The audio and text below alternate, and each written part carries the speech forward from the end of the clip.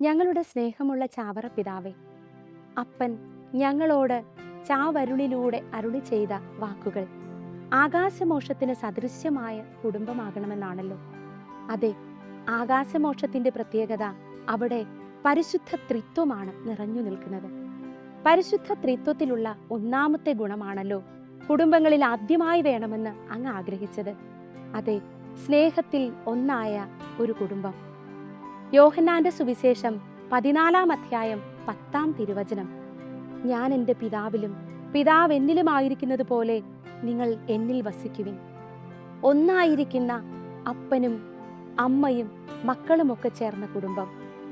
ഞാൻ പിതാവിലും പിതാവ് എന്നിലുമാണെങ്കിൽ എൻ്റെ കുറവുകൾ അത് പിതാവിൻ്റെ കുറവുകൾ, എൻ്റെ നന്മകൾ പിതാവിൻ്റെ നന്മകൾ, മറ്റുള്ളവരുടെ കുറവുകൾ എൻ്റെ കുറവുകൾ. ഇങ്ങനെ വരുമ്പോൾ കുടുംബത്തിൽ അസൂയയില്ല, പരസ്പരം കുറ്റപ്പെടുത്തലുകളില്ല.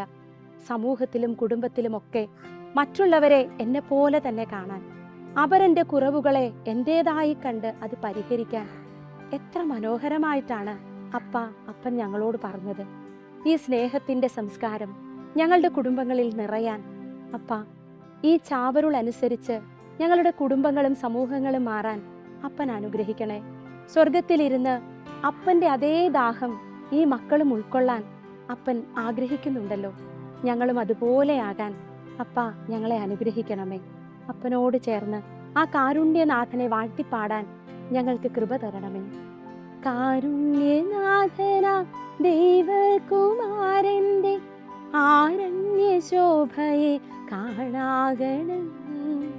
കാരുണ്യനാഥന ദൈവകുമാരന്റെ ആരുണ്യ ശോഭയെ കാണാകണം.